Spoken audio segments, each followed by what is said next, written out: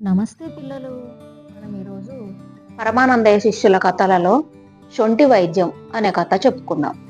ఒక గ్రామంలో రామయ్య అనే వ్యాపారి ఉండేవాడు. ఆయనకి పరమానందయ్య గారంటే ఎంతో భక్తి. పరమానందయ్య గారి తండ్రి తాతల కాలం నుండి వాళ్ళ కుటుంబానికి గురువులు. అందువల్ల ఆయన పరమానందయ్య గారిని దైవ సమానంగా భావించేవాడు. ఆయన మాట వేదవాక్యంగా భావించి పాటించేవాడు. అప్పుడప్పుడు ఆయన పరమానందయ్య గారి వద్దకు వచ్చి తృణమో పనమో ఇచ్చి వెళ్తూ ఉండేవాడు. రామయ్య తన గ్రామంలో వడ్డీ వ్యాపారం చేసేవాడు. కిరాణా దుకాణం, బట్టల దుకాణం నడిపేవాడు. ఎన్నో అబద్ధాలాడి మోసం చేసి బాగా ధనము భూమి సంపాదించాడు. కానీ భార్య పిల్లలు దక్కలేదు. నా అనేవాళ్ళు లేక గ్రామస్తులతో సరిపడక మనస్సు బాగా లేనప్పుడు ఏదైనా అనారోగ్యం వచ్చినప్పుడు పరమానందయ్య గారి వద్దకు వెళ్ళి 2 రోజులు ఉండి వెళ్ళేవాడు. ఇలా ఉండగా ఒకసారి రామయ్యకు కడుపు నొప్పి పట్టుకుంది. ఎన్నాళ్లకు తగ్గలేదు. మంచం పట్టాడు. తన పరిస్థితిని పరమానందయ్య గారికి ఉత్తరం ద్వారా తెలియజేసి ఒకసారి రమ్మని ప్రార్థించాడు. రామయ్య ఉత్తరం చదువుకొని పరమానందయ్య గారు శిష్యులతో కలిసి మరునాడు అతని గ్రామం వెళ్ళారు. గురువు గారిని చూసి రామయ్య చాలా మర్యాద చేసి తన బాధను గురించి వివరంగా చెప్పాడు. పరమానందయ్య గారు, నేను వచ్చాను కదా, భయపడకు. ఇది పెద్ద రోగమేం కాదు. దీనికి నా శిష్యులు చికిత్స చేయగలరు. 2 రోజులలో నీకు బాధలన్నీ తీరిపోతాయి. భయం లేదు అని ధైర్యం చెప్పాడు. శిష్యులను పిలిచి ఆయనకు చేయవలసిన చికిత్స గురించి వివరించి చెప్పారు.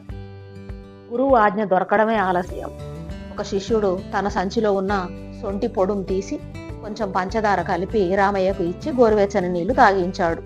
ఆ విధంగా 3 పూటలు ఇచ్చే వరకు రామయ్య గారికి కడుపు నొప్పి తగ్గి ఆకలి పుట్టింది. రామయ్య చాలా సంతోషించాడు.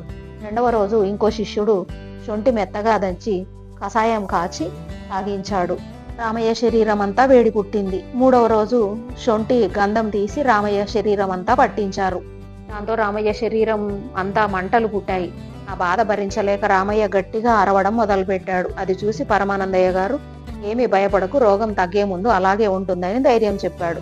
రామయ్య నిజమే అనుకుని మంటను ఓర్చుకున్నాడు. 4వ రోజు శిష్యుడు శొంఠి నూరి ముద్ద చేసి రామయ్య నడినెత్తి మీద వేసి కట్టుగట్టాడు.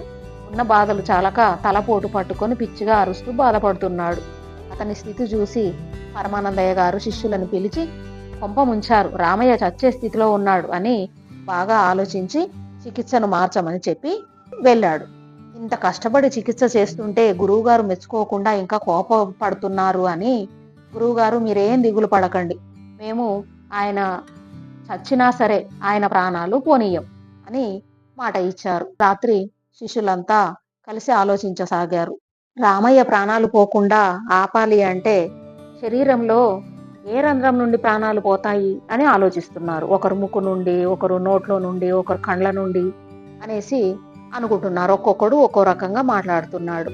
ఇంకా మనిషికి నవరంధ్రాలు ఉంటాయి కదా, కాబట్టి మనం ఏం చేద్దామంటే శొంఠిని ముద్దగా చేసి ఆ నవరంధ్రాలను మూసేద్దాము అని ఒక ఆలోచనకు వచ్చారు. ఇంకా ఆ మాట చెప్పిన వాడిని వాళ్ళు మెచ్చుకొని తమ దగ్గర ఉన్న శొంఠిని అంతా తీసి మెత్తగా దంచి ముద్ద చేసి రామయ్యను బలవంతంగా కదలకుండా పట్టుకొని అతని నవరంధ్రాలలో శొంఠి ముద్దను కూర్చారు. ఎప్పుడైతే నోరు ముక్కు రంధ్రాలు మూసేశారో అప్పుడే అతని పంచప్రాణాలు గాలిలో కలిసిపోయాయి. కదలక మెదలక పడి ఉంటే అతడికి బాధ తగ్గిపోయి హాయిగా నిద్రపోతున్నాడు అనుకొని శిష్యులు కూడా పడుకున్నారు. తెల్లవారింది. గురువుగారు నిద్ర నుంచి లేచి వచ్చి రామయ్యను చేయి పట్టుకొని చూశాడు. నాడి చూసి గుండె మీద చేయి పెట్టి చూసి కొంప ముంచారు, రామయ్య చచ్చిపోయాడు, లేవండి వెదవల్లారా అని గట్టిగా అరిచాడు. శిష్యులు గురువుగారి కేకలు విని ఉల్లిపడి లేచారు.